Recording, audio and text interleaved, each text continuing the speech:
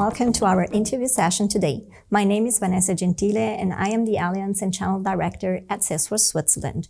With me today, our partner Nexell, represented by David Derrière, Head of Operations, and José Muñoz, Chief Digital Officer at Silex. Silex is an independent investment group that provides solutions across asset classes. Its mission is to support wealth managers at every step of the investment process by combining human conviction with proprietary technology. Silex Spark platform allows managing clients' portfolios optimally and efficiently.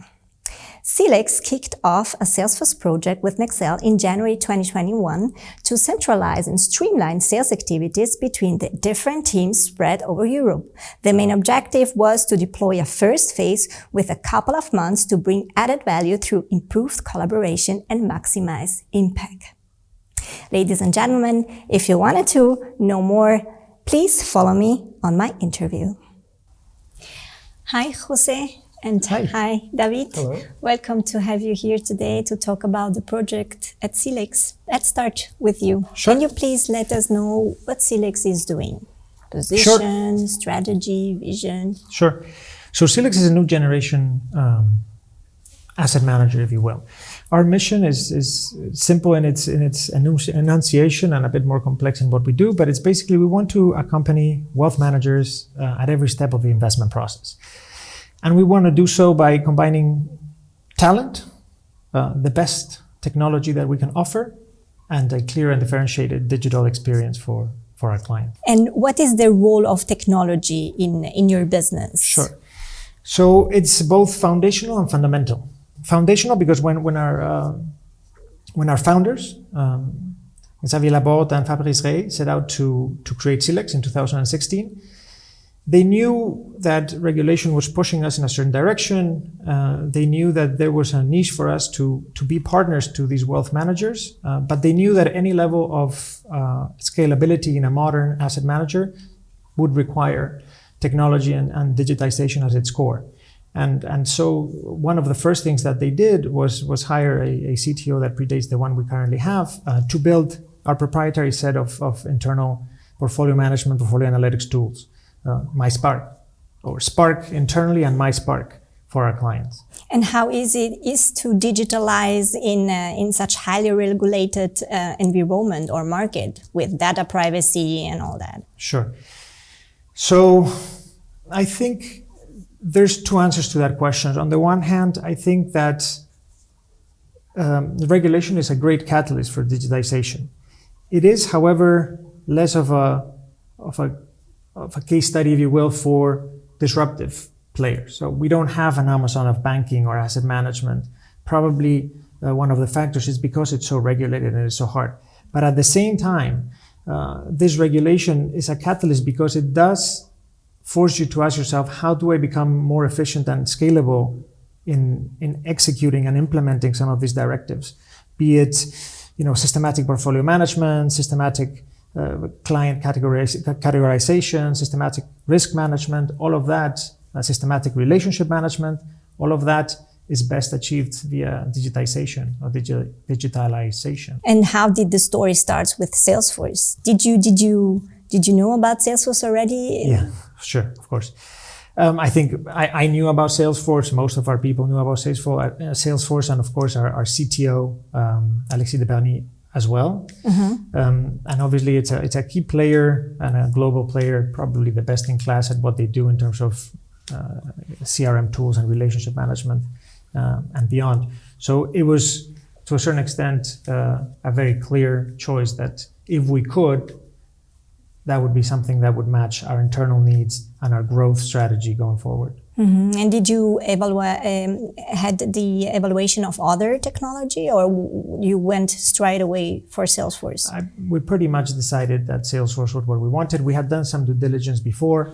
Alexis joined us. Once Alexis joined us, he sort of did an analysis of our internal architecture, what it is that we needed to keep building in-house, what it is that we could or we needed to look partners for, and then sort of Salesforce very nicely fit into that sort of vision of what the architecture, digital architecture of Silex needed to be.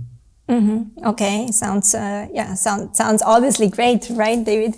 But now, okay, so the technology was chosen. That was clear. Okay, we go for Salesforce. But what about the partners? Sure. So I think there were two key factors. One was physical proximity, and the second one was a client recommendation. I should have said a third. And the third one is obviously Nexell has a very long experience in the financial sector, which is a sector we belong to. So it just matched very well. And what was the process? So you contacted Nexell and Nexell did an evaluation, or, I mean, for our audience to understand, okay, after you choose the partner, what's happened then? Maybe I'll let Daniel. Yeah, so actually that's an important point, because what is good to highlight here is the tight collaboration with the three parties in the process. On the one hand, we have the client, of course, we have Salesforce as an editor, and we have Nexell as an implementation partner. And one of the very positive things of the overall process was the fact that there was very tight and, let's say, very strong collaboration between the three parties. So Silex had identified some needs, some, let's say, projects, a real vision for that. And Salesforce was actually the link between the project, but also Nexell as a partner to accompany the client in this journey. And how about the digitalization in the Silex culture? So as I mentioned earlier, it's pretty much in our DNA. I think that anybody that joined Silex joined so because there's a story that resonates, and a clear component of that is our digital spirit in terms of the tools that we developed internally, but also how we want to engage our clients digitally, the interface that we're building, this MySpark, which is built on our internal Spark platform, that we want to develop towards our clients. Everybody's very much into the journey and an active contributor into that and living it and implementing it daily. Is Silex born in the cloud somehow, or? Well, we do. Part of our IT infrastructure is certainly in the cloud. Yeah. Okay. And what do you recommend to other customers that want to digitalize their organization? What is, let's say the top 3 tips that you can give to them? Sure. It's hard not to pontificate here, right? I would, I'm somewhere in between. It's a little bit too late. You should have already started it's never too late. It's good to get going, right? But I think a very important element of all of that is trying to understand, do an assessment of your company. And you can either first try to find a person, either a CDO or a CTO or somebody in your organization that is passionate and believes that this is something that you need to look into, and start exploring your options. That means understand internally what are the digital needs that you have, what are the digital needs that your clients have, how can you or how would you like to serve those, come up with a roadmap in terms of this is where we want to be, and this is how we want to develop. And then 2 other things. One, decide what you want to do internally and where you can find the right partners. There's tremendous amount of partners out there, and not everybody has the willingness, the scale, the resources, or the expertise to do it in-house. So find the right partners if that is not the case. And obviously you need to factor in what are your resources, how much can you and are willing to spend into this journey in terms of what returns are you going to get into your business if you do move into this digitalization or digitization? Yeah. And I mean, you have different offices. And did you notice differences in the tech maturity, let's say, between Silex Switzerland and the rest of the world? I don't think it applies to us as much. We're a very young company. We were founded in 2016, and our general population is relatively young, and we're relatively small. We're about 80 employees. So everybody that came in, as I mentioned earlier, had already a sort of digital affinity on the way they wanted to deliver asset management to wealth managers. And in general terms, everybody was quite savvy. So we haven't noticed that difference, but probably that is something that a larger organization, I used to work for a large bank. I can for sure tell you that would have been very much the case in one of these larger organizations. Okay, yeah, of course that helps, right? Absolutely. If you have young generation that is born in the cloud, whatever, right? It's very pretty easy to move forward. And what concrete results have you seen so far following the implementation Sure. with Salesforce? So we have so each of our salespeople, we mainly did this to make sure we moved from an internal, we had developed an internal client directory that served very rudimentary needs in terms of client relationship management. So we have seen that how our salespeople manage those relationships digitally has grown a lot, and we measure that by the fact that the pipeline that is now not on Excel or some other ancillary tool, but rather in our systems is very much there. We also measure the amount of usage that our users have, the amount of interactions with the tool. So we are seeing that this is picking up, and we're very happy with where we are in terms of the adoption rate and how much of our business development has been transferred into the tool. So you see a clear value Absolutely. after the implementation. Absolutely. Right away, right? Because it's a couple of months Absolutely. closed now.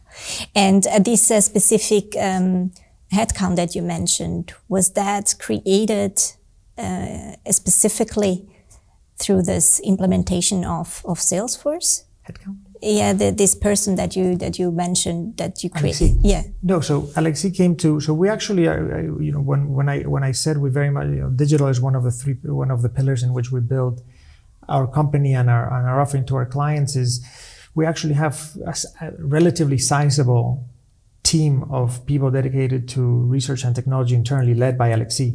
And this is about 26% of our company, of our sales force, of our employees, which amounts to roughly 18 employees, 16 to 18 employees. Okay. That work purely dedicated to technology. So Alexis was brought in to lead that team and to also create the proper architecture to support the growth that we had realized until he joined and that we foresee going forward.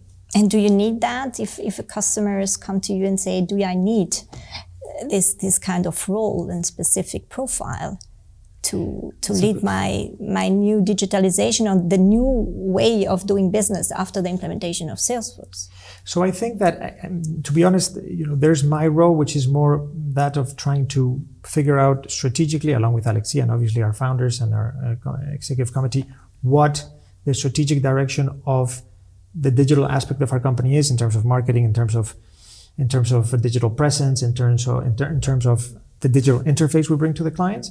And then there's Alexis, who's very much responsible to execute and build the architecture upon which all of that is founded and built on. So he has a extensive background as a CTO, and he has been instrumental in building an infrastructure and an architecture that is not only state of the art, but also is very flexible and modular in supporting our strategy of growth. And do you see also digitalization impacting your industry? Because banking is something that, with all this regulation, had to fight to go into the cloud with several challenges they still face. Sure. So the short answer is yes. We very much think that is why my role exists. That's why Alexis' role exists. That is why we as a company have very much set digitalization and technology at the core. But again, and we're trying to anticipate where that might be, and we might be right sometimes, we might be wrong sometimes, but we're very proactive in trying to figure out what it is that we need internally, what partners do we need to build the right infrastructure to support us internally, but also vis-a-vis our client and our clients, trying to understand what's the best digital interface we can build for them, and at the same time, so they can be most effective with their clients. So for sure, digitization is something. It's the way to go. Yeah, it is. Also It is in clearly banking. here to stay. It is only going to evolve in banking. The extent of what that turns out to be is very hard to predict. I don't see an Amazon emerging in banking, but I could be wrong. But certainly, I do think that those players that are most advanced in digitization will have a leg up and will have a competitive advantage with many participants in in the marketplace. And what will come next with Salesforce at Silex? So we have a very agile approach in terms of how we see technology, how we develop our platform, and obviously we found a great partner with Nexell and Salesforce. So part of the reason we have Salesforce is we want to make sure that we have one sort of single glass, a single window pane for the salespeople to address their client relationship and feed off of that to our internal infrastructure and our internal systems to make sure that we can leverage that.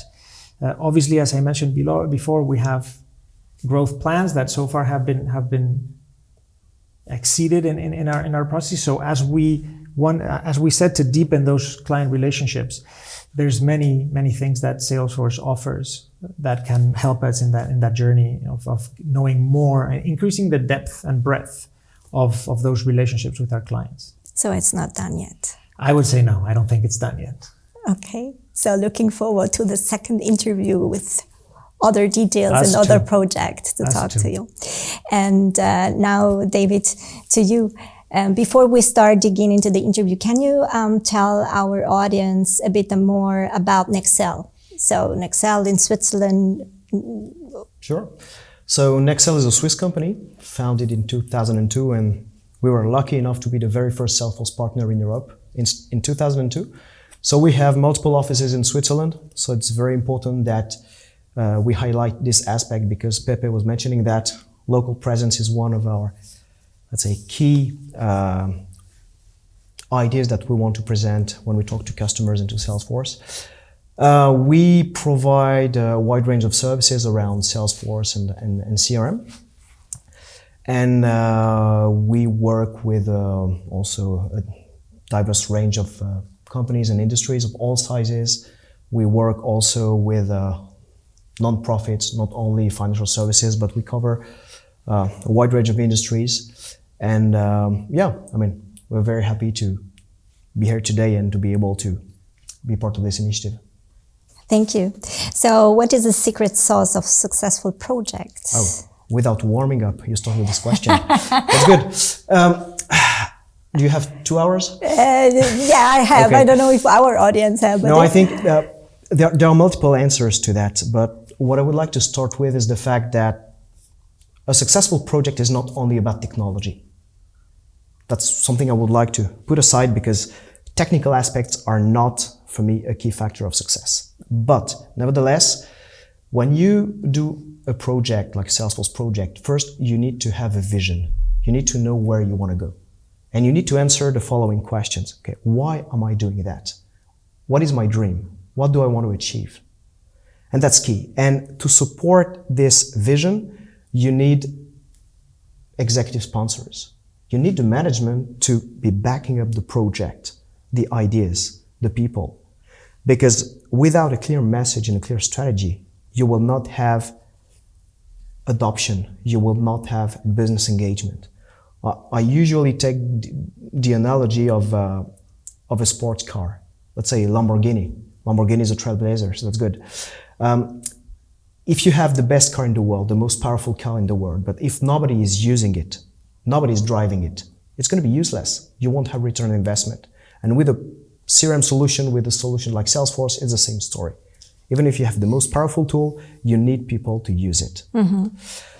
So this is actually my words, right? So the greatest platform for change is people. It's not the business and it's not the technology, because for the technology, you need the ones that can use it. Yeah. And to do great business, you anyhow need the people, right, behind that. So the right people at the right place. Exactly. And there's one last aspect that I would like to mention, which could seem a bit strange considering my position at Nexell, but I would say stick to the standards as much as possible and stay in line with the best practices. Don't try to reinvent the wheels. Even if you have outstanding technical skills and so on, stick to the standards, stick to the best practices, and that's already a good guarantee for success.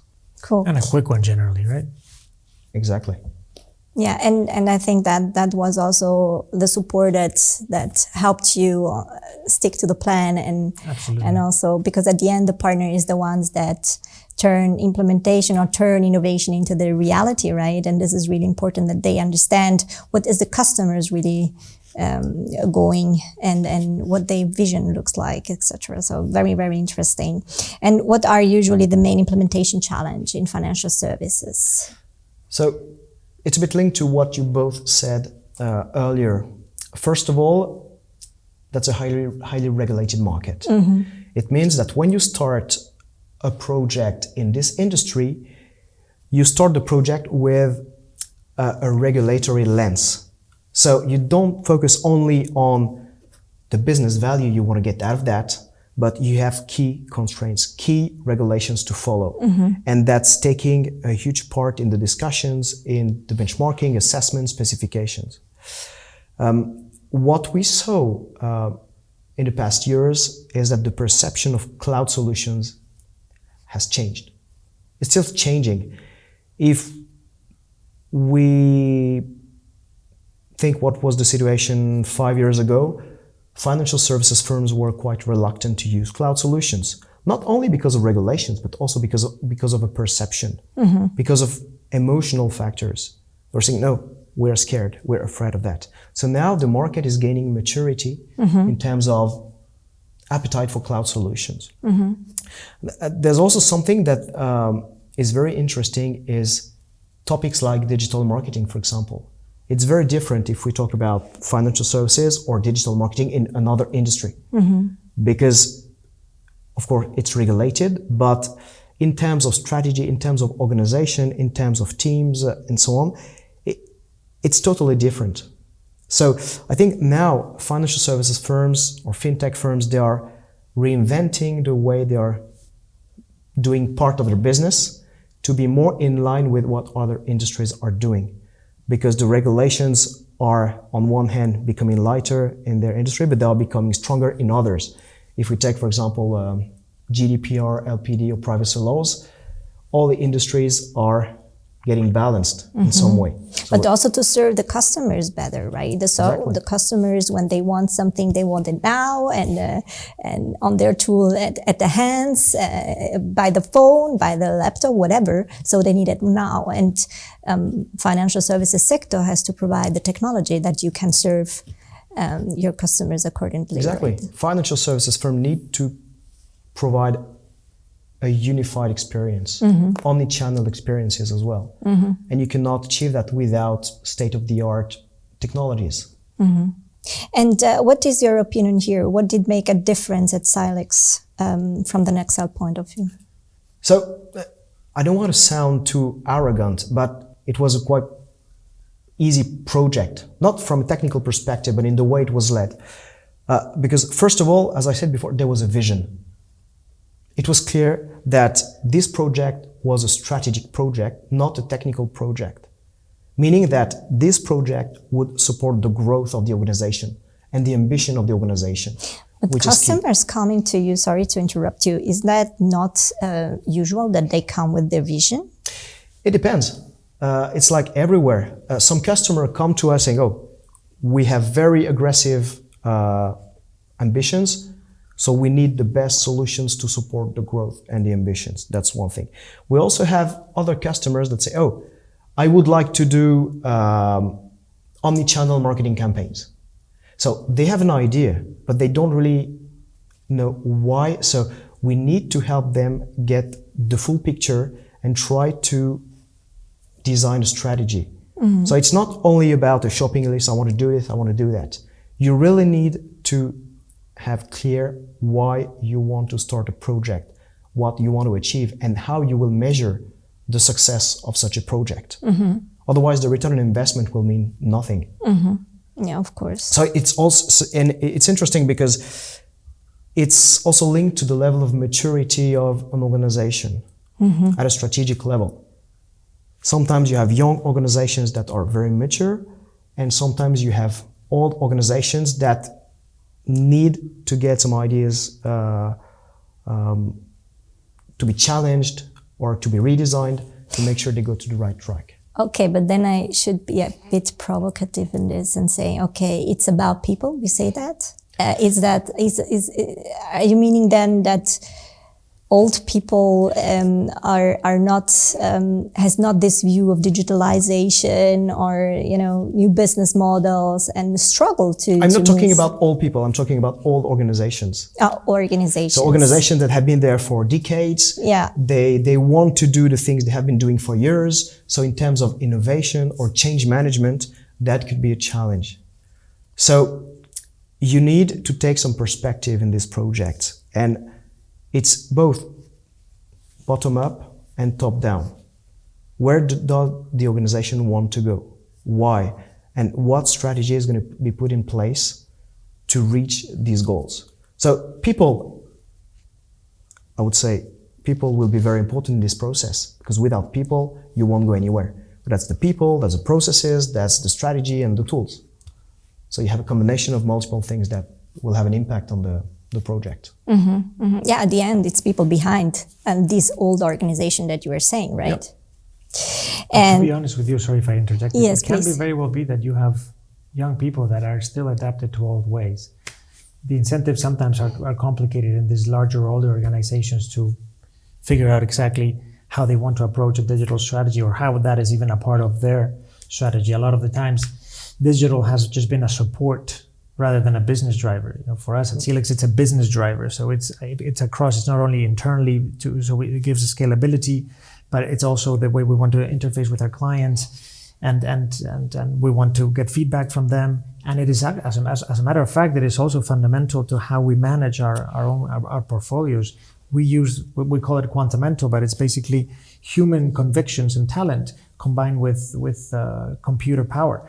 That is how we manage our assets. So not everybody is at that stage. You asked me the question earlier, what do people need to do? That's why it's important to either name somebody or find somebody, but really empower people to sit down and figure out what that organization needs. Mm-hmm. And it doesn't have to do with the age of the people themselves in charge, but rather with the age and structure and legacies of those organizations that can sometimes be a challenge. Mm-hmm. And it's very important because you were mentioning Alexi, who was a key person in this project, and answering your question as well, having someone internally that is taking the ownership of the project. Absolutely. Is important.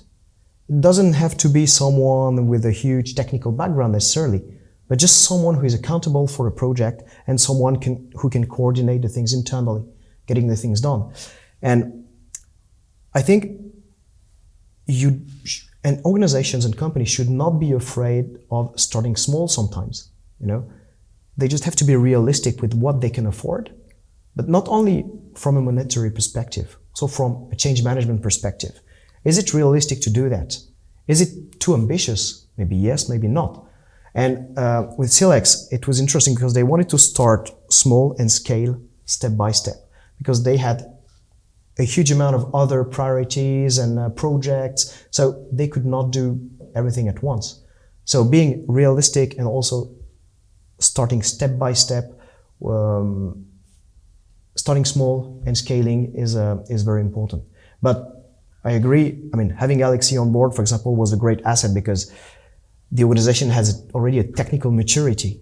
So when you know what systems are about, that could be easier in terms of specifications design. And that was and to be frank, not everybody has such a person dedicated to the That was project. a bit of an exception, yeah, I would say. Exactly. So is that the way that you recommend to start a project, with having somebody dedicated to that from the business, or do you see more from the tech area? So that's an excellent question. I think the CRM projects are business projects. They are strategic projects that will require and need the support from IT and technology. They will always be facilitators to the project. But we should not forget that at the end of the day, we're talking about state-of-the-art solutions. A lot of things are available out of the box. It's quite user-friendly. So let's stick to the business requirements. And then the implementation, at the end of the day, the technical work in there, I'm not going to say it's a piece of cake, but that's our daily job. But the most important is to have an alignment within the organization at the business level to know exactly what the priorities are, what the roadmap is. And for that, and to coordinate this, it's good to have someone from the business side that could also challenge the colleagues, the management, and reach a consensus. And you talked before about change management. So what do you mean exactly by that? Is it the people? Is it the project? Is it the vision? Is it the business plan? What is it? I think change management is a bit everywhere. Yeah, exactly. If we talk about Salesforce projects, and if we want to optimize the change management, it starts from even before the project starts. In other words, you need to involve business people before the project is kicked off. You need to communicate about what initiative you're launching, why, and to get some inputs from the people. It's not a matter of hierarchy, you know. You can also benefit from feedback from entry-level people. You just need to make sure that they understand that the project is for them and that they have a part to play. Because the big mistake that a lot of companies did in the past in IT projects, I'm saying IT project on purpose, is that they involve people at the end of the project when it came to training, go live, and it was too late. Of course. So even before you know exactly what you need to ask the people because they will give you the keys. Yeah, and every department in a company has different needs, right? Yeah. This is the other part of the corner, let's say. Yeah. And I was referring to the realistic approach of Silex. You know, sometimes you identify needs or ideas that are great, but just not for now. And you should tell people, okay, we take that into account. That's going to be for phase 2. That's going to be for phase 3. It's just about setting expectations, making sure people get involved into the project, but also having and providing vision to them, making sure that they will not be frustrated. And if something is rejected, that could happen, we need to communicate on that and make sure they understand the reason. Otherwise, they may take it personally. Or they are resistant to change. Exactly. Which makes everything very difficult for the company, for themselves, and for the project at the end, right? And as I said in my intro, the project started in 2021 during COVID. And I mean, how special was that to run this project during COVID, especially because, you know, everybody stepped back from doing something on top of it because we don't know at that time what happens, and companies turned their project offline, and Silex instead invested. Yeah, I think the question also applies to, let's say, the pre-project phase. Because we kicked off the project even without meeting each other. It was remote negotiation, remote discussion, remote scoping. So when we kicked off the project, we had not met physically speaking. So that was a change already for us. We are in customer relationship management. So doing CRM without meeting people was already a shift. So we had to adapt. Now in terms of project delivery, it didn't make a huge difference. There were a few meetings organized on site because, as Pepe said, you know, physical presence and proximity was important. But it worked quite well. And again, mainly because Silex had one internal project manager that could coordinate the things. And it's absolutely key because when you're face to face, when you're meeting people during workshops, when you're having a coffee at a coffee machine, you can just, you can chase them up, you can talk to them, you can put a bit of pressure, but when you're behind the screen, you need sometimes a relay that is on site and inside the organization that can, help broadcast the message or get what we expect from people. So that's key. But as long as roles and responsibilities and deadlines are clear, I mean, be it virtual or physical, an implementation needs to be done and delivered on time and in budget. It sounds really super easy and very structured, and we know that's not always like this. But I mean, doing a project during COVID, also because you never met Nexell before, how you gain trust? I think such kind of project is very important also to have trust, right? Because it's, I mean, they are changing your vision. They are changing the why you said before. They are changing the way your people are doing the business. I mean, I think that trust is something very important.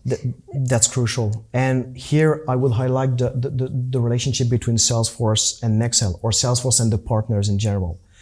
Because initially, as I said, Salesforce was in touch with Silex. I don't even know if Silex knew that they would be needing a partner in the future. Maybe yes, maybe no. But that was the role of the Salesforce account executive. I mean, Maxence Villaume, he's watching us. That was his role to educate the client and explain him, even before we were involved, that there was a, let's say, usual project setup with 3 parties and what kind of added value the partner could bring to the project and to the client. So I think when starting sales discussion, we already need to have visibility on the project and how it would be delivered and so on. And a smooth transition between sales and delivery is essential, is crucial, especially to maintain the trust that you would have built during the pre-sales phase. Mm-hmm. And concretely speaking, what does it mean? Talking about the needs, the expectations, not only in terms of features and so on, in terms of communication during the project, what do you expect in terms of reporting, in terms of budget, and making sure that we are on the same page. And also reassuring, for us as a partner, reassuring the client that we know their industry, that we delivered similar project in the past. We're not starting from nowhere. We're not going to try to push and sell as much as possible. We will try to do what is right for the client and something that will bring return on investment. Mm-hmm, mm-hmm. And how was that for you?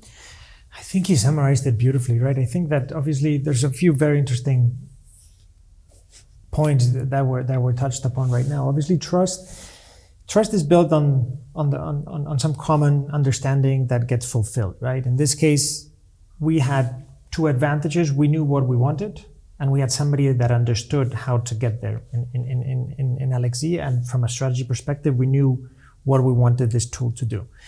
So I think that in terms of then having that expressed and having those needs met, mm-hmm. Whether digital, meaning whether remotely or in person, was relatively seamless. I think going back to the proximity is not only physical, which I personally think COVID has shown is relatively important, not only where physicality is not to be dismissed, but also proximity in terms of proximity to the market and understanding the marketplace. That also already skips many hurdles in terms of understanding what some of those needs, and I think that's where Nexell played very nicely, right? So I think overall a very good understanding of needs and wants on both sides and how to match those was very effectively done. And then obviously what David alluded to in terms of the internal knowledge, the internal ownership and project management, our ability to take decisions quickly, the empowerment of our people to take decisions. That agile mentality that I defined, we don't want the gold-plated solution.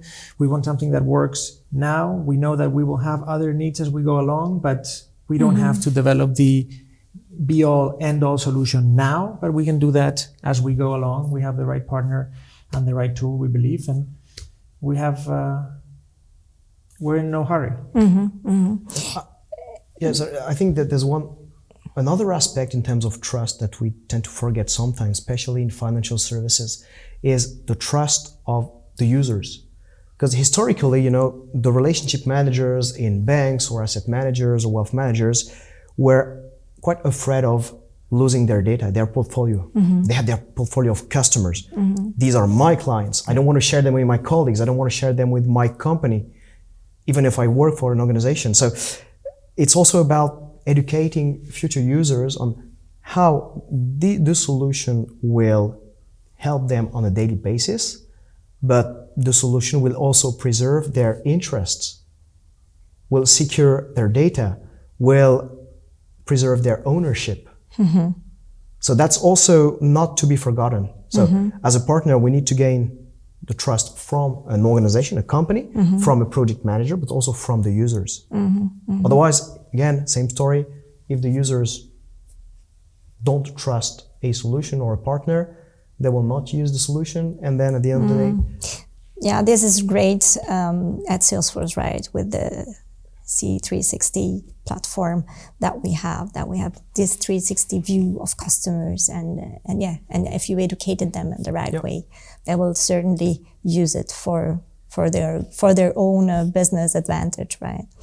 And very, very interesting. And I could speak with you for hours, but we have to end our discussion for now. My last question to you is, David, will that change the way now you do business moving forward after COVID?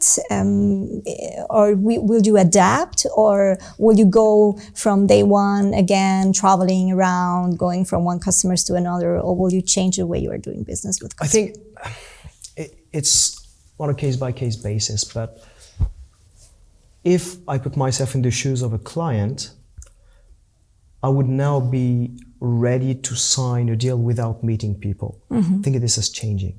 For example, if we have some discovery calls or scoping discussions before the project is launched, it's not unusual now to do everything virtually. Whereas 2 years ago, customers would have taken that as an offense. Come on, they don't want to meet me. They don't make an effort. So I think behaviors have changed. Yeah, and the perception of Zoom meetings, Google Meet, whatever, this has changed. And now it's no longer a default solution, it's becoming the norm to save people's time in terms of qualification. I mean, it's framed. So for early stage discussions, that does the trick. Yeah, but this will never replace physical interactions, for sure. Yeah, so I think a mix will be good, and will be also be very efficient the way we can combine those ways. And recently I saw a study from IDC that said that before COVID, 34% or something like that could do home office. And now we are at 89 or more, and that's unbelievable. How the way changed that we are doing this. And people should not forget why physical and social interactions are important. Even if it's becoming out of the comfort zone, sometimes people should keep that in mind. Yeah, very important. And last but not least, what success look like for you? Oh, that's a loaded question. So in terms of, obviously, the shortest answer I can give you is happy customers with measurable results, right? I mean, we can elucidate on that if you want, but basically, if we have our customers happy with what we delivered to them, we will be able to see that in measurable results in terms of how we grow, how much business we do with them. And for you? For us, success is having Pepe here. I mean, the best recognition. I'm confusing because I say Jose and you say Pepe. So. Yeah, I always go with, there's a confusion everywhere. Everywhere is a confusion. Just clarified for the camera. Pepe is a standard nickname for Jose in Spanish. I should know that. But, we just go with Pepe because that's usually what I've gone my entire life. Some people can never move from the Jose, so we're always going back and forth. Okay, it's good that you react on two names. Yeah. Yes.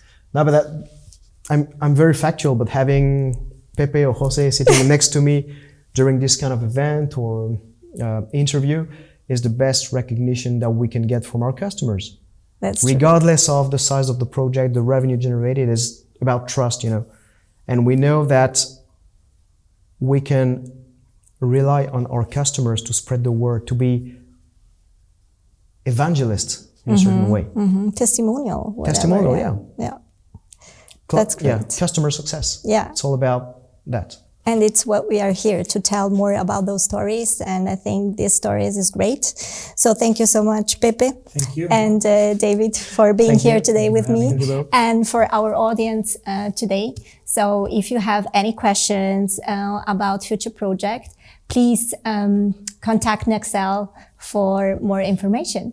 And I wish you a very pleasant day and goodbye.